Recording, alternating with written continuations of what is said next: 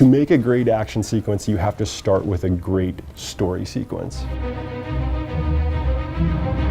An action sequence can be fun to watch, but unless you're invested in this character and what they're trying to do, it doesn't mean much. One of the things I really like about Marvel Comics is when you look at a panel, the characters really pop. You can always see the characters, you know what they're doing. When we were building out the Raft sequence for our E3 demo, we actually went in and we talked with Insomniac a lot about how we could exactly position the villains so we would almost see like these images that flash panels from the comics themselves. We wanted to try and get that same angle and same framework into these scenes. We don't actually do storyboards. We actually do a 3D previs. I'm talking about pre-visualization in 3D. The entire file will actually look like what you see in the final product, but it's all grayscale, and then the animators just do temp animations to block out all the scenes, block out the cameras, and then set up the flow of the actual combat. And once we agree upon what we're going to do, we then go to the mocap stage and shoot it. To achieve both Spider-Man's motion and some of the other more stylized or superhero characters, we drew from everything possible. Right off the bat, we looked at parkour, we looked at gymnasts. We actually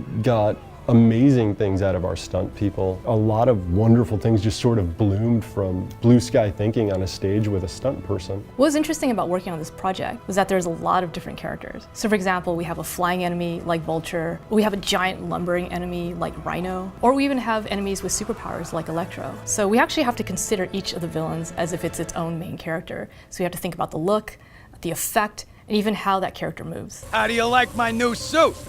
Dashing. Where'd you get it? It's an exclusive club. If it looks good when it's really rudimentary, once it all has the bells and whistles of like finished models and lighting and audio and effects, that's just icing the cake. We actually spent a lot of time making sure that all the surfaces look really wet. You can see at certain times when you look at the characters really closely that there's actually water dripping down their masks or their faces. And I felt that that was really important to really nail the emotion we're trying to get. There's a sort of gut feeling that hits your stomach when you have your hands on the sticks and you're playing and you're swinging around, and you almost get this moment where you're just in this state where you're just purely interacting with that world. We're like, all right, they made a great game.